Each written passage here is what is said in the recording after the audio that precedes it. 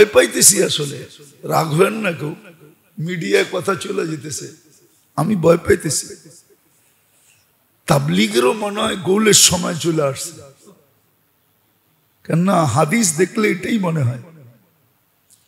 1924 সনে সর্বপ্রথম 3 দিনের জমাত বাইরে, আর এখন 2024, 100 বছর হয়ে গেছে। আর 100 বছরে ইসলামিক যে কোনো জিনিস নবায়ন হয়, তাজদীদ বলে এটাকে, তাজদীদ। এই জন্য কর্মের দিকে দেখলে এটাই মনে হয়, আমি এটাই মনে করি যে নতুন কোনো মন নিতেছে। এই জন্যই এক সময় পর্যন্ত ছিল, এক সময় পর্যন্ত ছিল শিক্ষা, এবং শিক্ষার সাথে যেটা প্রয়োজন ছিল ওটা সমমানে ছিল। সমমানে আমি প্রমাণ দিব আপনাদেরকে, কিন্তু এই মজলিসে তো দেওয়ার দরকার মনে করি না, নাহলে প্রমাণ দিতে পারি। আমাদের যারা মুরব্বী ছিলেন তাবলীগের, সবাই শুধু শিক্ষিত ছিল না, দ্বিতীয় জিনিসটাও সবার ভিতরে ছিল। একটা দিয়ে দেখাই, যিনি তাবলীগ শুরু করেন উনি 3 ভাবে সুরক্ষিত ছিলেন। কয় ভাবে? ওনার কথাগুলা সুরক্ষিত করতেন 2 জন, যে কথা কোনো ডিসব্যালেন্স হইতেছে কিনা। কথার ব্যালেন্স রাখার জন্য 2 জন নির্ধারিত ছিলেন। আপনার নামগুলো লেখা নিয়ে যেতে পারেন, কিন্তু এখন যারা মুরব্বী আছে ওরা বিশ্বাস করবে না, ওরা এটা মানবে না। ওরা মানলে ওগো মুরব্বীগিরি থাকবে না, এই জন্য ওরা মানবে না। আপনি বলেন যে উড়াই দিবে, কবে দূর, কে কইছে এটা, ওরা মানবে না, ওরা মানবে না। না মানার কারণ বলতেছি, মুরব্বীগিরি থাকবে না। তো ওনার কথা 2 জনে ব্যালেন্সে রাখতেন, যে ডিসব্যালেন্স তো হইতেছে না কথার ভিতরে। আর 2 ব্যক্তিত্ব, বড় দামি ব্যক্তিত্ব, একজন মনজুর আহমদ নোমানি রহমতুল্লাহ আলাইহি, আর হলো আবুল হাসান আলী নদভী রহমতুল্লাহ আলাইহি। আবুল হাসান আলী নদভী উনি ছিলেন যিনি আরব ভূখণ্ডের আরবি ভাষার চেয়ারম্যান ছিলেন, অথচ উনি আরবি ছিলেন না, অনারব ছিলেন। উনি 14 জনের থেকে খেলাফত পেয়েছেন। উনি কথাগুলাকে দেখতেন যে ডিসব্যালেন্স তো হইতেছে না। আর ওনার যে কাজটা শুরু করছেন এটাকে 3 জনে দেখতেন, যে কাজটা তো কোনো উল্টা পাল্টা হইতেছে কিনা। একজন মুফতি কিফায়াতুল্লাহ রহমতুল্লাহ আলাইহি, ওনাকে আপনারা চিনবেন না। ফিলিস্তিন এখন দুরবস্থার কারণ শুধু ওনার কথা না মানার কারণে। যখন ইহুদিরা আসে ফিলিস্তিনে, তখন উনি বলছিলেন যে থাকতে দাও বটে, কিন্তু 1 ইঞ্চি জমিন ইহুদিদের কাছে বিক্রি করবে না, বিক্রি করা হারাম ফতোয়া দিছিলেন উনি, বিলকুল হারাম। আর এটা নিয়ে উনি 1, 2, 3 বছর 4 বছর কাজ করছেন, আরবদেরকে বুঝাইতে চেয়েছেন। আরবরা বলছে, একটা শব্দই বলছে, আয়ুফতি আলাইনাল আজম, অনারব আমাদেরকে ফতোয়া শিখাবে। এটা আমরা মানি তো মানি কি করে, কিন্তু আজকে দেওয়ালে মাথা মারতেছে। আমি 15-20 বছর আগের কথা বলতেছি। বড় আলেম দেওয়ালে মাথা মেরা, এইখানে আসছিল, এইখানে আমাদের এখানে 3 দিন লাগায়া গেছে। আমাদের এইখানে এই মসজিদের দোতলায় ছিল। তোরা বলতো মুফতি, আসলে আমরা তখন বুঝি নাই, হায় ওনার কথা যদি মানতাম।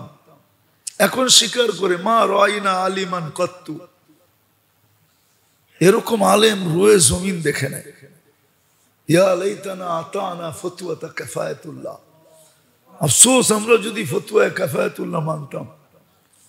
তো বলছে তোমরা থাকতে দাও বটে, কিন্তু 1 ইঞ্চি জমিন বেচবা না, হারাম। মানে না, তো ইলিয়াস রহমতুল্লাহ আলাইহির কাজকে দেখার জন্য প্রথম যেই ব্যক্তি ছিলেন উনি হলেন মুফতি কিফায়াতুল্লাহ সাহেব রহমতুল্লাহ আলাইহি। দ্বিতীয় হলেন সুলাইমান নদভী রহমতুল্লাহ আলাইহি, যিনি আবুল হাসান আলী নদভী রহমতুল্লাহ আলাইহির দাদা। নদওয়াতুল উলামা যিনি বানাইছেন। তৃতীয় ব্যক্তি ছিলেন হুসাইন আহমদ মদনী রহমতুল্লাহ আলাইহি। যে কাজটা যেন এলোমেলো না হয়।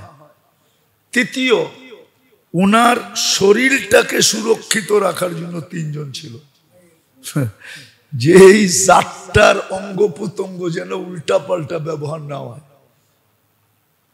এক নম্বর হলো খলিল আহমদ সাহারানপুরি, দ্বিতীয় হলো আব্দুর রহিম রায়পুরি, তৃতীয় হলো জাকারিয়া রহমতুল্লাহ আলাইহি। আপনি নাম লিখা লয়ে যান, আমি কিন্তু নাম বলতেছি। এইভাবে ওনাকে সুরক্ষিত করছে, যার কারণে দীর্ঘদিন পর্যন্ত এটা খুব ফুলছে ফলছে, মানুষের দিল এটার উপরে আকৃষ্ট ছিল। আমি নিজের কাহিনী বলতেছি আপনাদেরকে। 2008-এ যখন আমি স্পেনে ছিলাম, আমার ইউরোপ সফর চলতেছিল, আর সফরের 6 দিন আগে আমার বড় ছেলে মারা গেছে। বোঝেন আমার মনটা কেমন ছিল। না, আমি 6 বছর ওকে নিয়ে লড়ছি।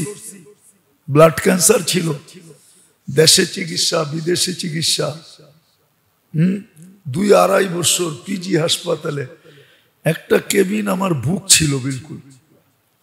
তখন এক একটা সিম কিনতে হলে 21,000-22,000 টাকা দিয়ে শুধু সিম কিনতে হতো। আমি শুধু সেলের চিকিৎসার জন্য ডাক্তারদের সাথে যোগাযোগ করার জন্য আমি পার্সোনাল সিম কিনা দিছি। এবার বুঝেন কিরম টাকা খরচ হয়েছে আমার। ওই ছেলে যখন আমার অ্যাক্সিডেন্ট করে, আমি 6 দিন পরে ইউরোপ চলে যাই। হাজি আব্দুল ওয়াহাব সাহেব রহমতুল্লাহ আলাইহির সাথে আমার সফর চলতেছিল। তখন স্পেনে একটা সমস্যা চলতেছিল।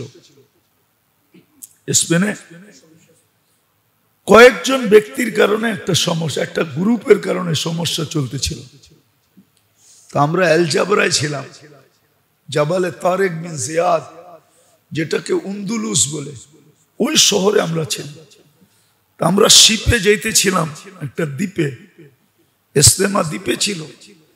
তো দ্বীপ থেকে যখন আমরা ফিরতেছিলাম, নামার পরে পুলিশ আমাদেরকে ঘেরাও করলো, পাসপোর্ট গুলা নিয়ে গেল, এক জায়গায় আমাদেরকে বসায় দিল।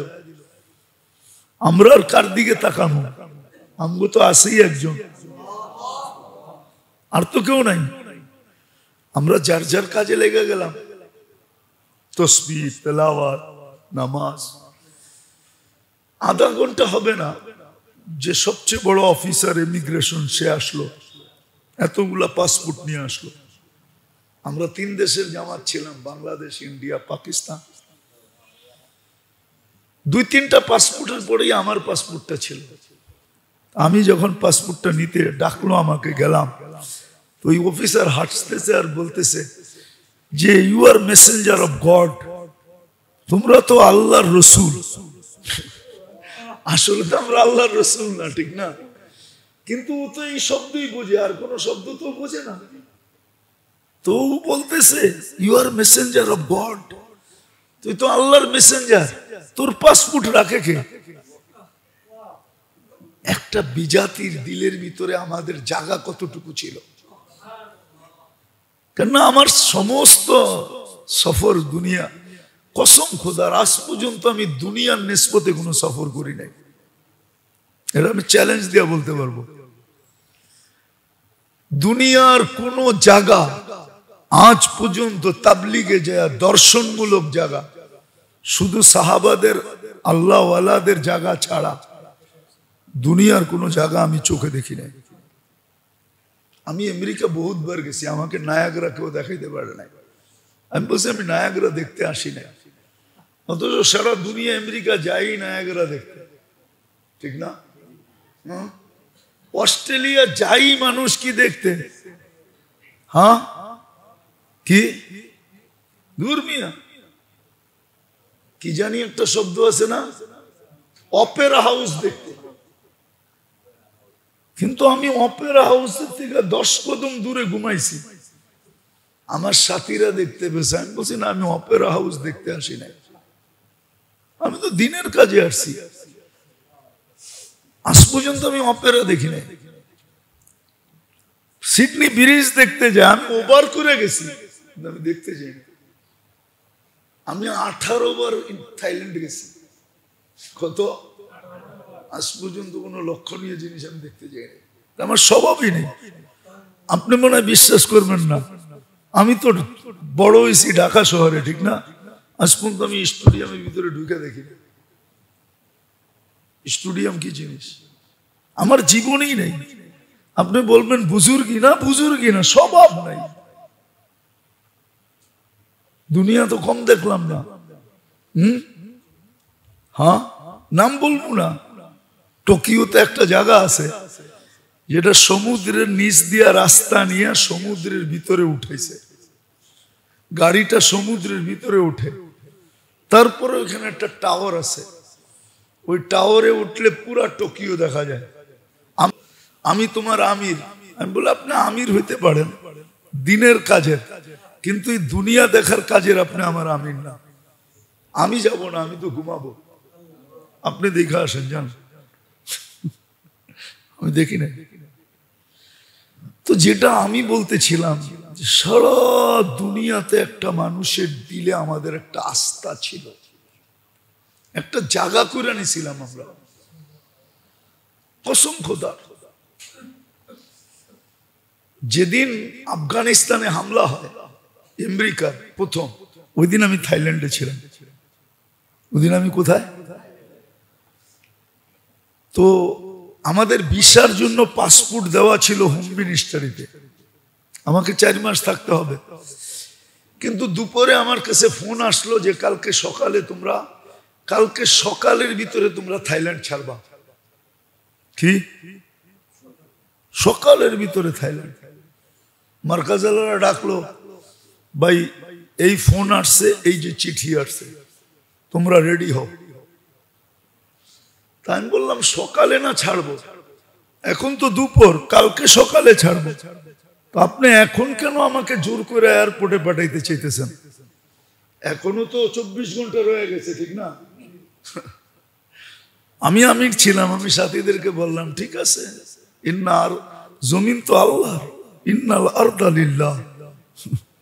সকাল পর্যন্ত কি ঘটে দেখা যাবে।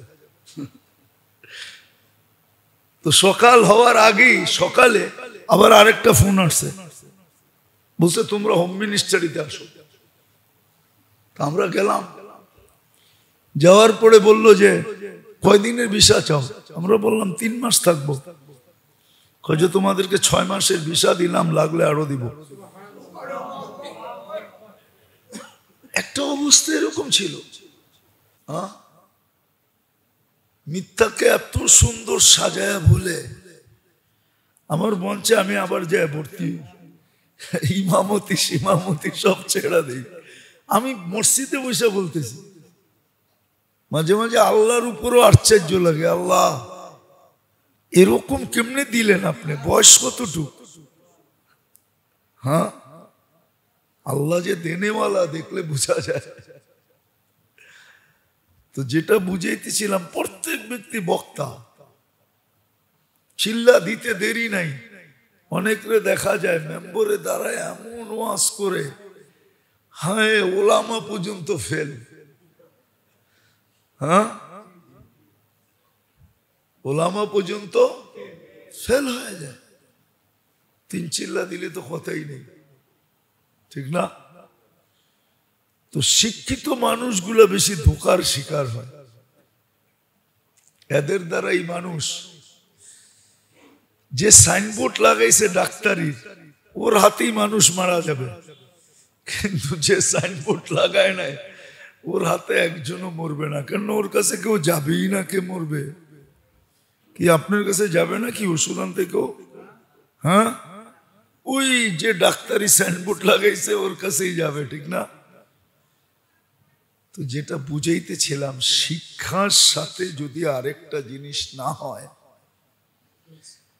তাহলে ব্যালেন্স হবে না, ও ধোঁকার শিকার হবে। কসম খোদার, কসম, সত্য এটাই। দুনিয়া মানুষকে এটাই দেখাইতেছে, দুনিয়া মানুষকে, মানুষ দুনিয়াকে এটাই দেখাইতেছে। এই যে দেখেন, যাদেরকে সারা দুনিয়ার মানুষ জানতো, আমি আমার জীবনের কাহিনী বলি, আমি তো 103টা এমিগ্রেশন দেখছি। কয়টা? 103টা দেশে গেছি, এমিগ্রেশন ক্রস করে তো যেতে হয়েছে। হ্যাঁ, আজ পর্যন্ত কোনো এমিগ্রেশনে তো দাঁড় করাইলো না 2 মিনিট, কোন সামান তো চেক করলো না। সত্য, কোন সামান আজ পর্যন্ত হাত লাগায় দেখে নাই, কোন সামান না। এক যুগে ছিল তাবলিগালাদের সামান কেউ হাত দিত না, সবাই এরকম পবিত্র মনে করত। কিন্তু ইদানিং ওদের কর্মগুলা দেখেন, সাধারণ মানুষের ব্রেন আউলে যেতেছে, ঠিক না? হ্যাঁ, কি বলেন? আপনাদের অভিমত কি? ঘুমন্ত মানুষগুলাকে মানুষ এরকম মারে, মারেও কিন্তু এরকম।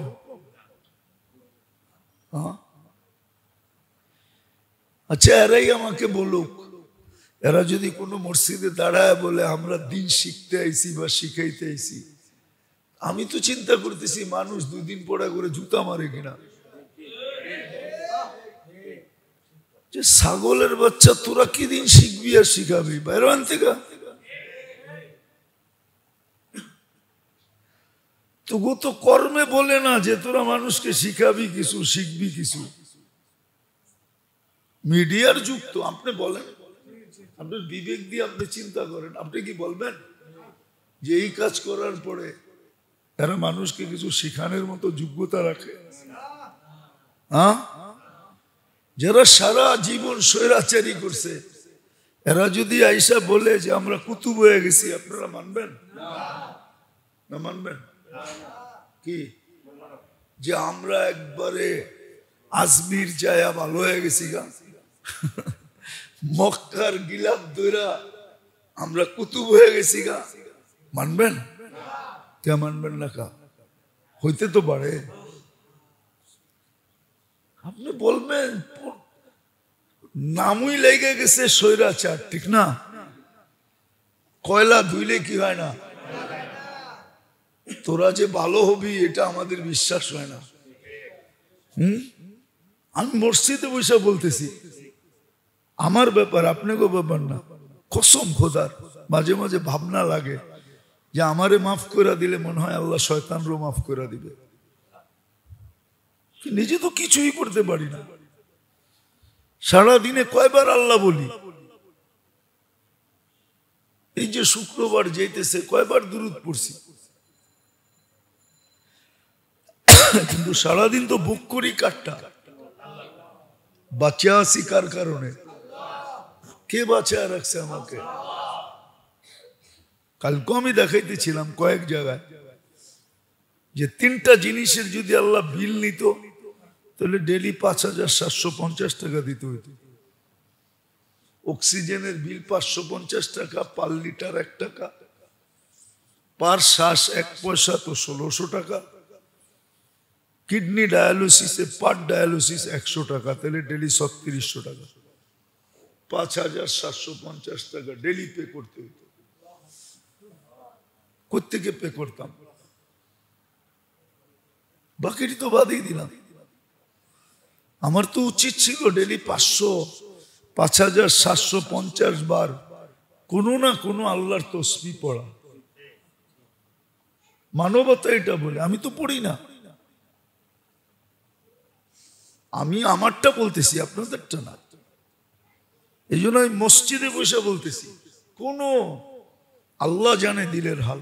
আমি বাজে বাজে ভাবি আমারে মাফ করে দিলে মনে হয় শয়তানরও মাফ করে দিবে। জীবনে এরকম গুনাহ আছে। তো আসলে তালিমের সাথে আরেকটা জিনিস যতক্ষণ পর্যন্ত সংযুক্ত না হবে, শুধু তালিম, শুধু তালিম,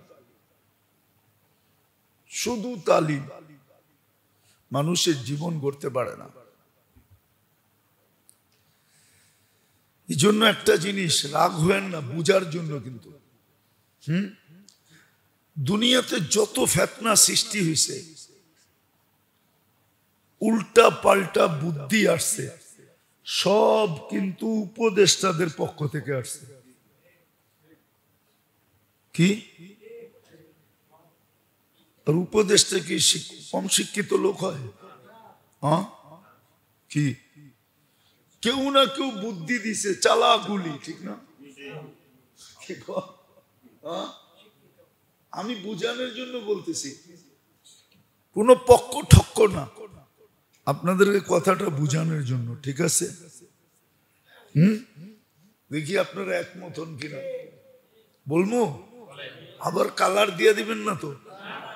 হ্যাঁ, কেন ইসলামপুর তো কালারের জায়গা, আর বাদামতলি তো বাদামতলি, ঠিক না? হ্যাঁ, তো কালার দিয়েন না, বুঝার জন্য, ঠিক না? অতীত 15 বছর চাকরি তো ওদেরকেই দিছে যারা নিজস্ব লোক, ঠিক না? এছাড়া তো কেউ দেয় না। হ্যাঁ, ছাত্ররা যখন কোঠা আন্দোলন শুরু করছে, তো বললেই তো হয়তো মাইনা নিছি, কোর্টারে বলতো রায় দিয়া দাও, কি করবো এটা তো মনে মনে, ঠিক না? কাহিনী শেষ, ঠিক না? কিন্তু আসলে তো প্রবাদ বাক্যই সত্য, পতন যখন আসে গনাইয়া, আক্কল বুদ্ধি জ্ঞান সব যায় হারাইয়া, ঠিক না? সব হারায় গেছে, ঠিক না? সমাধান তো ছিল দুই কথা, মনে মনে তো আছেই, ঠিক না? সত্য তো, হ্যাঁ। কিন্তু আসলে পতন যখন আসে গনাইয়া, সব হারায় যায়, ঠিক না?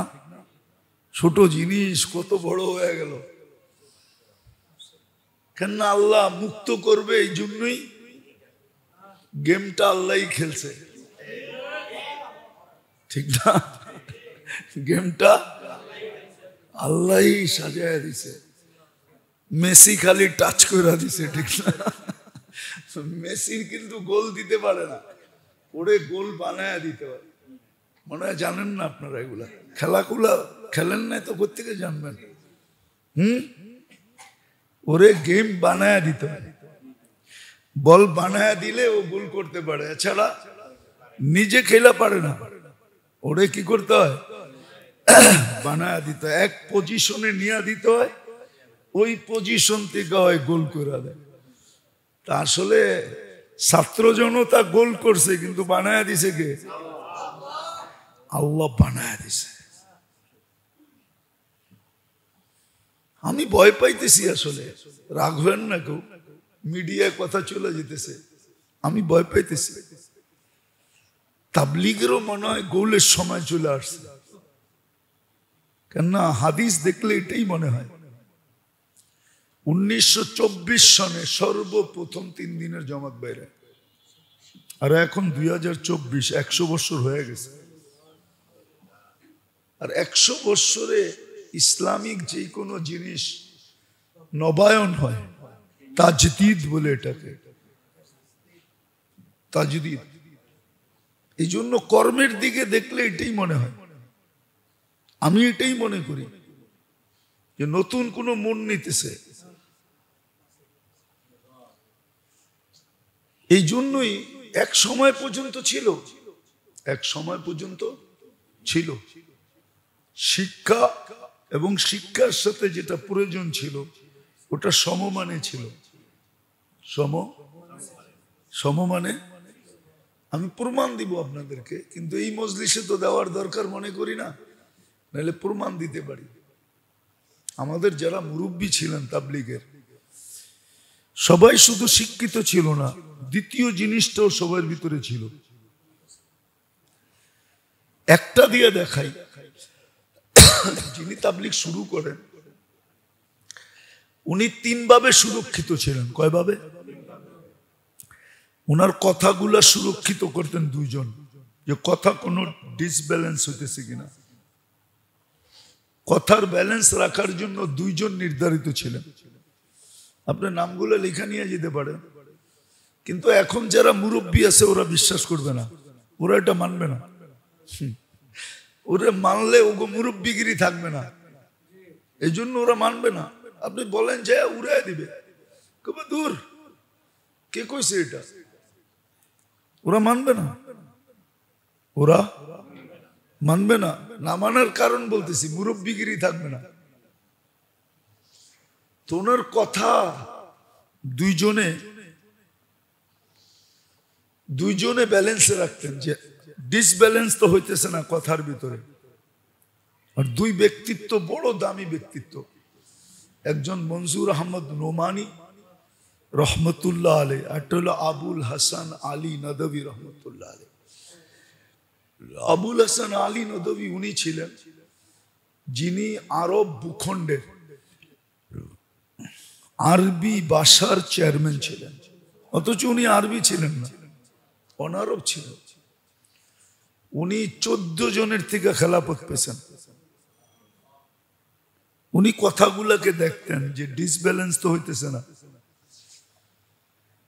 আর ওনার যে কাজটা শুরু করছেন এটাকে 3 জনে দেখতেন, যে কাজটা তো কোনো উল্টা পাল্টা হইতেছে কিনা। একজন মুফতি কিফায়াতুল্লাহ রহমতুল্লাহ আলাইহি, ওনাকে আপনারা চিনবেন না। ফিলিস্তিন এখন দুরবস্থার কারণ শুধু ওনার কথা না মানার কারণে। যখন ইহুদিরা আসে ফিলিস্তিনে, তখন উনি বলছিলেন যে থাকতে দাও বটে, কিন্তু 1 ইঞ্চি জমিন ইহুদিদের কাছে বিক্রি করবে না। বিক্রি করা হারাম ফতোয়া দিছিলেন উনি, বিলকুল হারাম। আর এটা নিয়ে উনি 1, 2, 3 বছর 4 বছর কাজ করছেন, আরবদেরকে বুঝাইতে চেয়েছেন। আরবরা বলছে, একটা শব্দই বলছে, আয়ুফতি আলাইনাল আজম, অনারব আমাদেরকে ফতোয়া শিখাবে। এটা আমরা মানি তো মানি কি করে, কিন্তু আজকে দেওয়ালে মাথা মারতেছে। আমি 15-20 বছর আগের কথা বলতেছি। বড় আলেম, দেওয়ালে মাথা মেরা। এইখানে আসছিল, এইখানে আমাদের এখানে 3 দিন লাগায় গেছে। আমাদের এখানে এই মসজিদের দোতলায় ছিল। তোরা বলতো মুফতি, আসলে আমরা তখন বুঝি নাই। হায় ওনার কথা যদি মানতাম। এখন স্বীকার করে, মা রাইনা আলিমান কত্তু, এরকম আলেম রয়ে জমিন দেখে নেয়।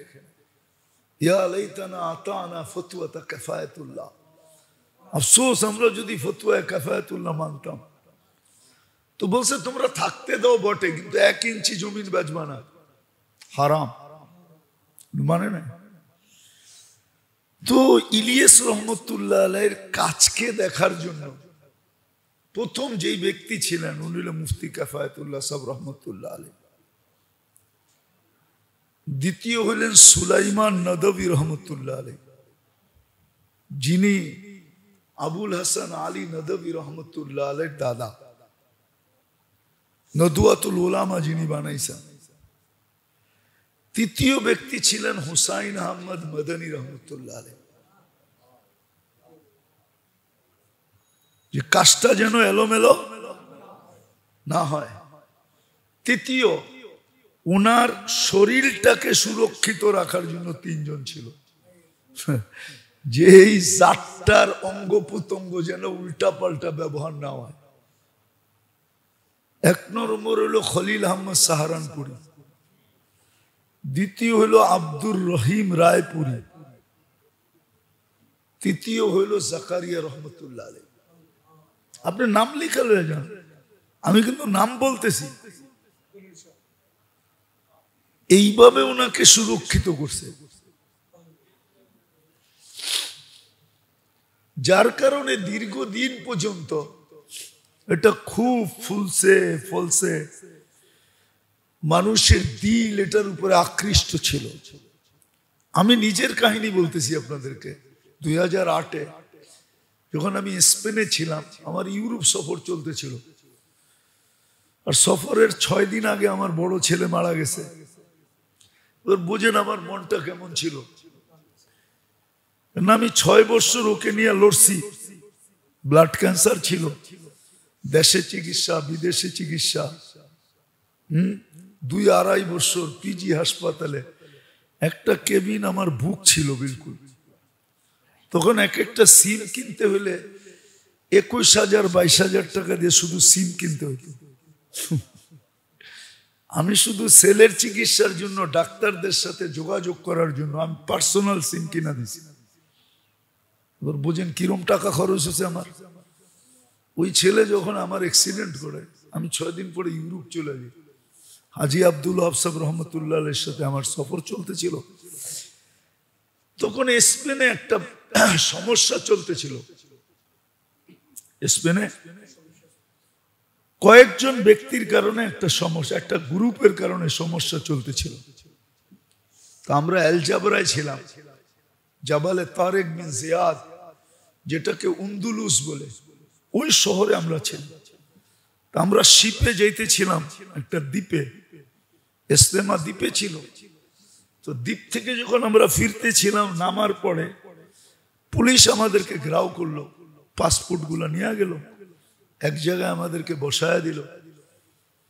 আমরা আর কার দিকে তাকানো, আমগো তো আসেই একজন, আর তো কেউ নাই। আমরা যার যার কাজে লেগে গেলাম, তাসবিহ, তেলাওয়াত, নামাজ। আধা ঘন্টা হবে না যে সবচেয়ে বড় অফিসার ইমিগ্রেশন সে আসলো, এতগুলা পাসপোর্ট নিয়ে আসলো। আমরা 3 দেশের জামাত ছিলাম, বাংলাদেশ, ইন্ডিয়া, পাকিস্তান। 2-3টা পাসপোর্টের পরেই আমার পাসপোর্টটা ছিল।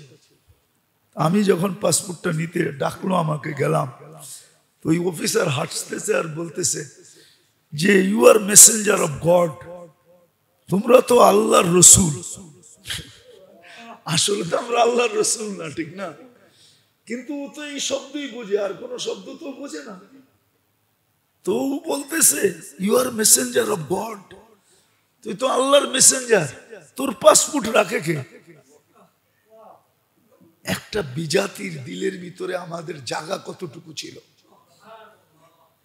কেননা আমার সমস্ত সফর দুনিয়া, কসম খোদার, আজ পর্যন্ত আমি দুনিয়ার নিসবতে কোনো সফর করি নাই। এটা আমি চ্যালেঞ্জ দিয়ে বলতে পারবো। দুনিয়ার কোন জায়গা আজ পর্যন্ত তাবলিগে যায়, দর্শনমূলক জায়গা, শুধু সাহাবাদের আল্লাহওয়ালাদের জায়গা ছাড়া দুনিয়ার কোন জায়গা আমি চোখে দেখি নাই।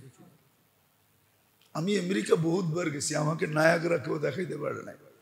আমি বলছি আমি নায়াগ্রা দেখতে আসি না, অথচ সারা দুনিয়া আমেরিকা যাই নায়াগ্রা দেখতে, ঠিক না? অস্ট্রেলিয়া যাই মানুষ কি দেখতে, হ্যাঁ কি দূর মিয়া, কি জানি একটা শব্দ আছে না, অপেরা হাউস দেখতে।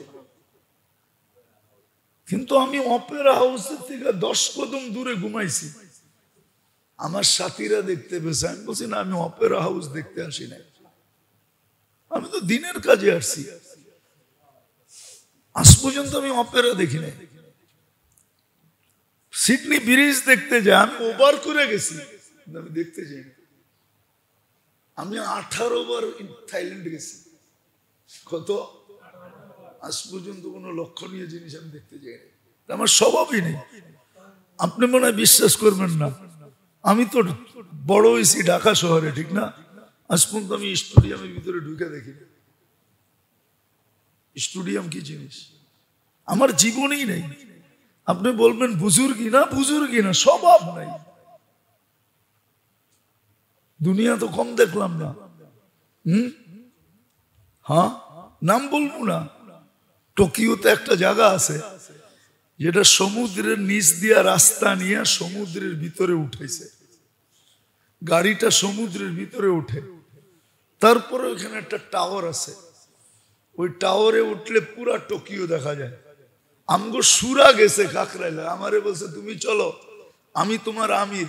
আমি বলি আপনি আমির হইতে পারেন দিনের কাজের, কিন্তু এই দুনিয়া দেখার কাজের আপনি আমার আমির না। আমি যাব না, আমি তো ঘুমাবো, আপনি দেখে আসেন যান। আমি দেখি না। তো যেটা আমি বলতেছিলাম, সারা দুনিয়াতে একটা মানুষের দিলে আমাদের একটা আস্থা ছিল, একটা জায়গা করে নিয়েছিলাম আমরা, কসম খোদার। যেদিন আফগানিস্তানে হামলা হয় আমেরিকার প্রথম, ওই দিন আমি থাইল্যান্ডে ছিলাম। ওই দিন আমি কোথায়? তো আমাদের ভিসার জন্য পাসপোর্ট দেওয়া ছিল হোম মিনিস্ট্রিতে, আমাকে 4 মাস থাকতে হবে।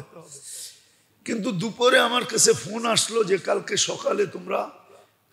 সকালের ভিতরে তোমরা থাইল্যান্ড ছাড়বা। কি সকালের ভিতরে থাইল্যান্ড? মার্কাজালারা ডাকলো, ভাই এই ফোন আসছে, এই যে চিঠি আসছে, তোমরা রেডি হও। তা আমি বললাম সকালে না ছাড়বো, এখন তো দুপুর, কালকে সকালে ছাড়বো। তো আপনি এখন কেন আমাকে জোর করে এয়ারপোর্টে পাঠাইতে চাইতেছেন? এখনো তো 24 ঘন্টা রয়ে গেছে, ঠিক না?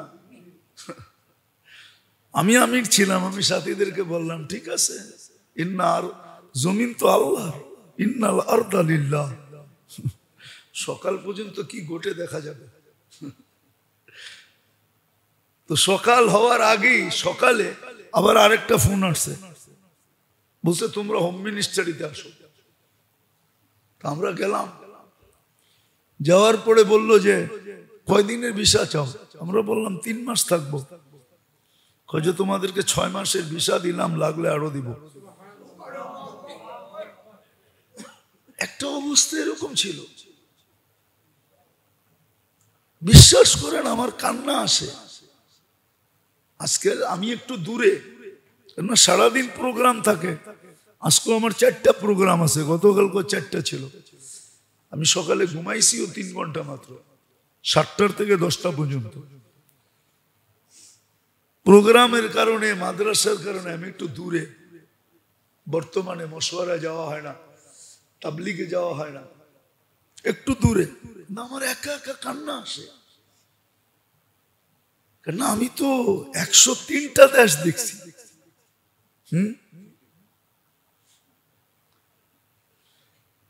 কিন্তু আমার কান্না আসে এখন একা একা, কাউকে বলতে পারি না।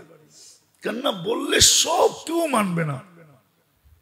মানুষের মেজাজ যখন বিগড়ে যায়, মানুষ যখন বিগড়ে যায়, ওর কাছে সঠিক কথা উল্টা লাগে। দেখেন না, রুচি নষ্ট হয়ে গেলে মিষ্টিরে তিতা কয়। যখন জ্বর হয় প্রচন্ড, মিষ্টি দিলে কি কয়? দূর সরাও, ঠিক না? এখন এদের রুচি নষ্ট হয়ে গেছে, আমার ভালো কথা ভালো লাগবে না। আমি একা একা কাঁদি, যে কি সম্মান চোখে দেখছি।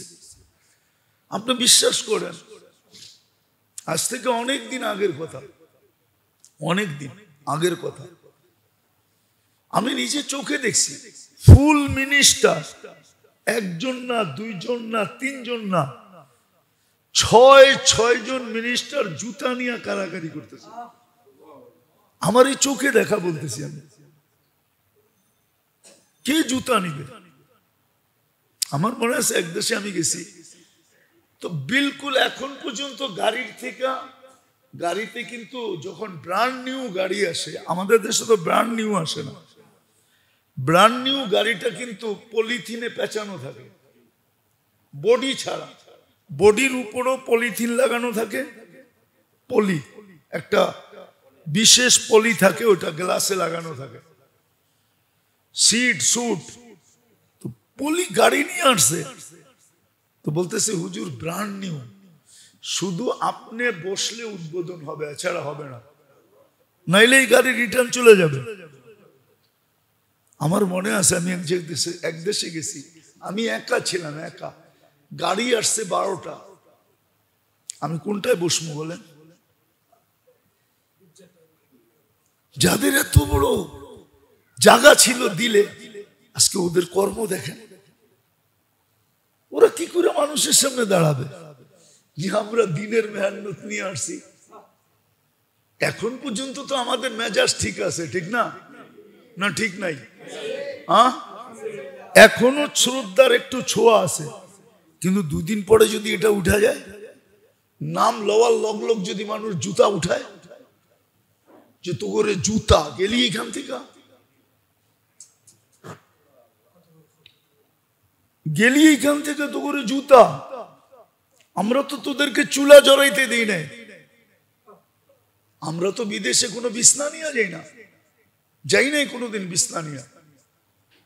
কেননা এত বিছনা থাকতে আমি বিছনা নিয়ে যাবো কেন? 50টা বিছনা তো আমার জন্য অপেক্ষা করতেছে, বিছনা কেন নিব? কিন্তু এখন যদি মানুষ জুতা দেখায়, আল্লাহ তো দিল পাল্টায় দিলেও পারে, ঠিক না? আমি কোনো গ্রুপ হিসাবে বলতেছি না, দুনো গ্রুপকে বলতেছি। কি এই যে গ্রুপ হয়ে গেছে, আমি দুনো গ্রুপকে বলতেছি। যদি 2 দিন পরে জুতা দেখায় মানুষ, গেলি এখান থেকে, কি করবেন? ভাবেন না একটু?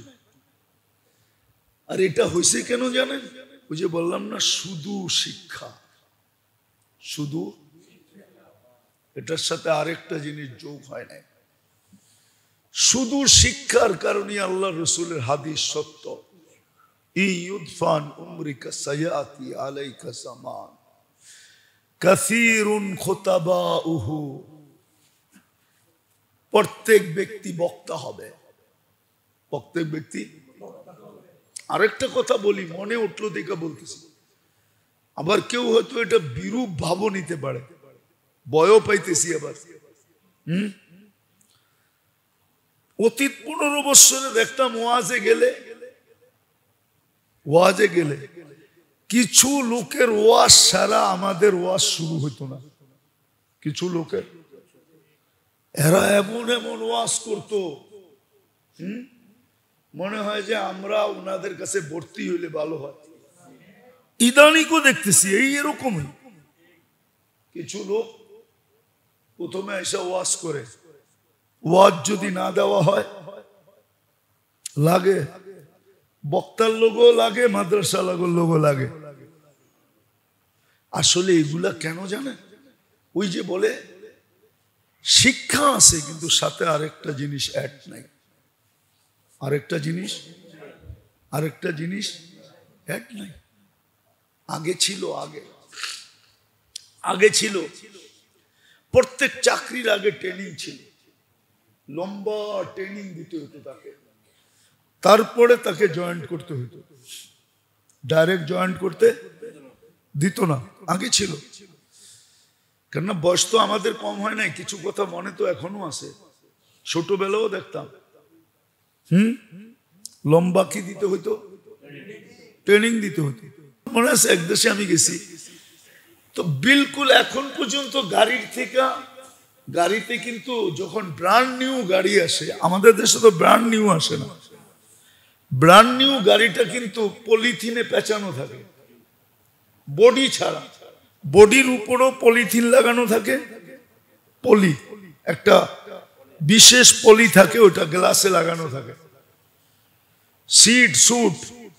তো পলি গাড়ি নিয়ে আসছে, তো বলতেছে হুজুর ব্র্যান্ড নিউ, শুধু আপনি বসলে উদ্বোধন হবে, এছাড়া হবে না, নাইলে এই গাড়ি রিটার্ন চলে যাবে।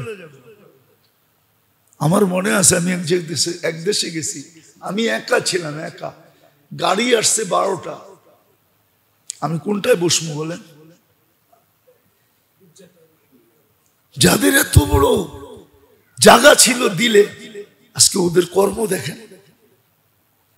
ওরা কি করে মানুষের সামনে দাঁড়াবে যে আমরা দিনের মেহনত নিয়ে আসছি? এখন পর্যন্ত তো আমাদের মেজাজ ঠিক আছে, ঠিক না?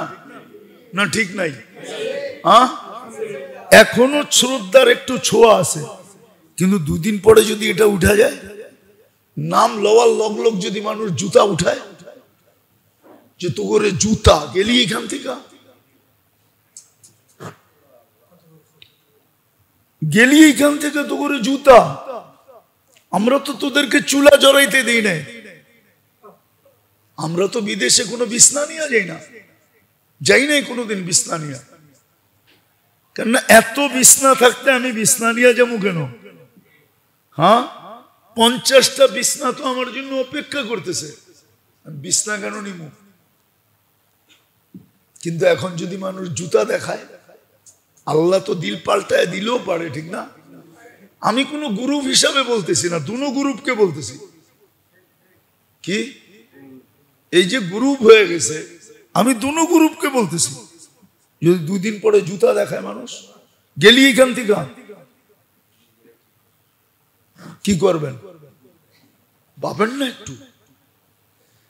আর এটা হয়েছে কেন জানেন? ওই যে বললাম না, শুধু শিক্ষা, শুধু এটার সাথে আরেকটা জিনিস যোগ হয় না।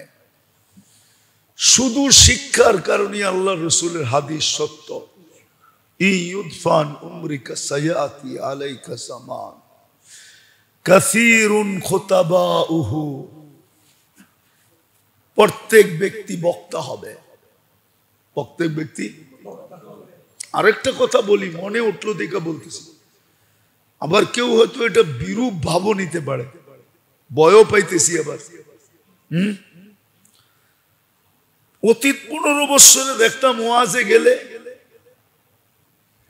গেলে কিছু লোকের ওয়াজ সারা আমাদের ওয়াজ শুরু হইতো না। কিছু লোকের এরা এমন এমন ওয়াজ করতো, মনে হয় যে আমরা ওনাদের কাছে ভর্তি হইলে ভালো হয়। ইদানিকও দেখতেছি এই এরকমই কিছু লোক প্রথমে এসে ওয়াজ করে, ওয়াজ যদি না দেওয়া হয় লাগে বক্তার লোগো লাগে, মাদ্রাসা লোগো লাগে। আসলে এগুলা কেন জানেন? ওই যে বলে শিক্ষা আছে কিন্তু সাথে আরেকটা জিনিস অ্যাড নাই, আরেকটা জিনিস অ্যাড নাই। আগে ছিল প্রত্যেক চাকরির আগে ট্রেনিং ছিল, লম্বা ট্রেনিং দিতে হতো তাকে, তারপরে তাকে জয়েন্ট করতে হতো। ডাইরেক্ট জয়েন্ট করতে দিত না, আগে ছিল। কেননা বয়স তো আমাদের